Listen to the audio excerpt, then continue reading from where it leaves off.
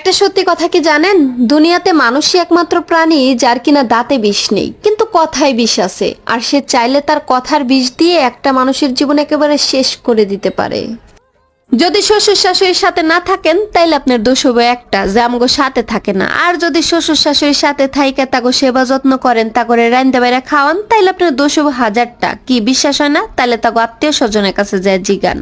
জীবনে একা মরে যায়েন, তারপরেও এরকম মানুষের সাথে থাকবেন না যারা কিনা সামনে আসলে ভালো মানুষের নাটক করে আর দূরে গেলেই বদনাম করে।